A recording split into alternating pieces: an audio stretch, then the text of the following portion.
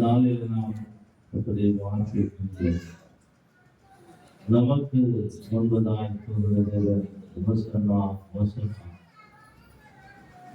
இந்த உலகத்துல ஜெய கிறிஸ்துவாகிய இயேசு கிறிஸ்துவை நாம் தடுத்து கொண்டிருக்கிறோம். முன்னாடி போகிற தெய்வம், தடைகளை உடைக்கிற தெய்வம், நமக்கு முன்பதால் செல்கிற தேவன் நம்மோடு இருக்கிறபடினால இந்த நாளில இந்த விசேஷமாய் ஒரு ஞாயிறு தினத்தில் ஆண்டவரை ஆராதிக்கும்படியாய் இருக்கிற ஒவ்வொரு குடும்பத்தை கர்த்தர் ஆசீர்வதிப்பாராக.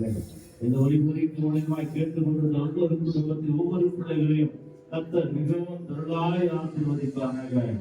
பந்தியில பங்கு பெற்ற குடும்பங்களையும் இயேசு கிறிஸ்து தெய்வமா ஏற்றுக்கொண்டு பந்தியில பங்கு பெற்ற ஒவ்வொரு குடும்பத்தையும் கர்த்தருடைய ஆவியானவருடைய ஆசீர்வதித்து விசேஷமாய் இன்னும் பங்கு பெறாக்க முடியாத இருக்கிற இயேசுவை தெய்வமாய் ஏற்றுக்கொண்டு முழுகி ஞானஸ்தானம் பெற்றுக் கொள்ளாத இருக்கிற பிள்ளைகளையும் கர்த்தர் வருகிற நாட்களே முழுகி ஞானஸ்தானம் பெற்று தெய்வமாய் இருக்கிற இயேசுவை அவர்கள் ஏற்றுக்கொண்டு பந்தியில பங்கு பெற்ற மீதியாக இருக்கிற தாமே அறியக்கூடிய வாய்ப்புகளை உருவாக்கி தருவிய கிறிஸ்து உலகத்தில் வந்து அந்த உலக ரட்சகராக இயேசு கிறிஸ்து தாமே கொடுக்கிறோம்.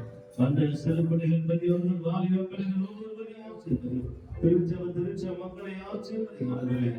தலைமை சபையில் இருக்கிற ஊழியக்கார மகனின் குடும்பத்தை ஆசீர்வாதி சந்ததியா இந்த ஊழியத்தை செய்ய எடுத்து பயன்படுத்துகிறார்கள்.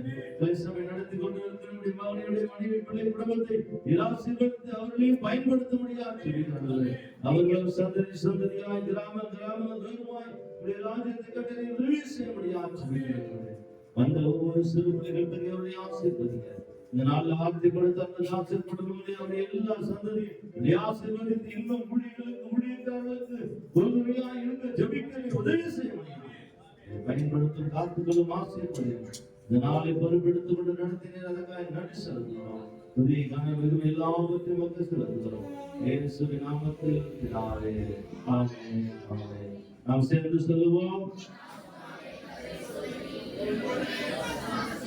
யதார்த்தமாகவே அவர் செய்த சரியான